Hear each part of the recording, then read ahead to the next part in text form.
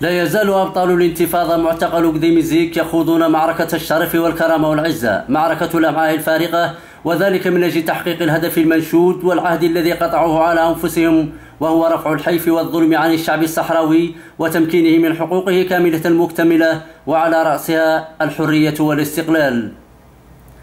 وكما هو معلوم وكخطوة نضالية سابقة وتضامنا منها مع معتقل قديمزيك بسجن سل الرهيب في معركتهم النضالية تلك، بادرت تنسيقية ملحمة قديمزيك للحراك السلمي بتخصيص زيارتين في كل يوم لأسرتين من أسر وأهالي أبطال انتفاضة قديمزيك المجيدة، وذلك للرفع من معنويات المعتقلين أنفسهم وتحسيسهم بأنهم سيظلون على قائمة شرائح هذا الشعب الأبي، وكذا من أجل تجديد صلة الرحم مع أهاليهم تجسيدا دائما لروح الوحدة الوطنية.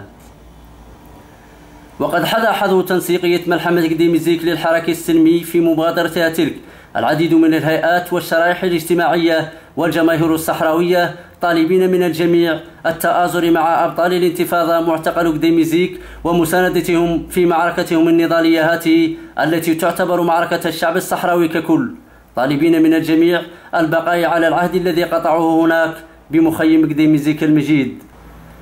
هذا المخيم الذي ضم مختلف شرائح الشعب الصحراوي المهمشة من طرف الاحتلال المغربي من عجز وأرامل وطلبة ومعطلين ومتقاعدين وغيرهم، وكان في طليعة هذه الشرائح أبطال الانتفاضة الذين يقبعون الآن بسجن سل الرهيب، والذين لم تسول لهم أنفسهم التخلي عن مبادئهم ووفائهم لهذه الشرائح التي كانوا يفاوضون من أجلها رغم الإغراءات والتهديدات والإكراهات التي تعرضوا لها في تلك الملحمة.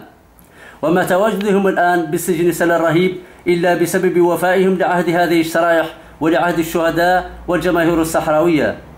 وها هم اليوم يجددون ملحمة العزة والكرامة من خلال معركة الأمعاء الفارغة هذه حتى تحقيق الحرية والاستقلال.